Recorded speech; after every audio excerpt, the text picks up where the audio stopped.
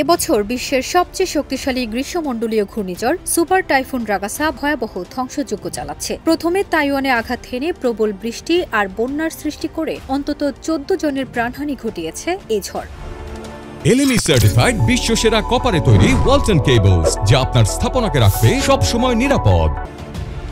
তাইওয়ানের দমকল বিভাগ জানিয়েছে, পূর্বাঞ্চলীয় হুয়ালিয়ান কাউন্টির একটি হ্রদ উপচে পড়ায় চারদিকে পানি ছড়িয়ে পড়ে, প্লাবিত হয় শহরের বিভিন্ন এলাকা। ২২ সেপ্টেম্বর থেকেই রাগাসার বাইরের প্রভাব পড়তে শুরু করেছিল দ্বীপটিতে। এরপর ২৪ সেপ্টেম্বর ঝড়টি গিয়ে আঘাত হানে চীনের হংকংয়ে। সেখানে চলছে প্রবল বাতাস আর মুষলধারে বৃষ্টি। কর্তৃপক্ষ নাগরিকদের ঘরে অবস্থান করার নির্দেশ দিয়েছে। ঝড়ের প্রভাবে হংকংয়ের রাস্তাঘাট প্লাবিত হয়েছে।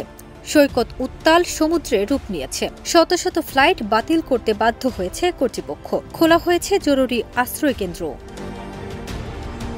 রাগাসা এখন চীনের দক্ষিণাঞ্চলীয় গুয়াংডং প্রদেশের দিকে অগ্রসর হচ্ছে। সেখানে ১২৫ মিলিয়নেরও বেশি মানুষ বসবাস করেন। এই ঝড় স্থলভাগে আঘাত হানতে পারে বলে আশঙ্কা করা হচ্ছে। প্রশান্ত মহাসাগরে জন্ম নেয়া এই সুপার টাইফুন ঘণ্টায় সর্বোচ্চ ২৩০ কিলোমিটার বেগে ধেয়ে আসছে। ২২ সেপ্টেম্বর বিকেলে এটি ফিলিপাইনের উত্তরাঞ্চলের পানুইটাইন দ্বীপে প্রথম আঘাত হানে।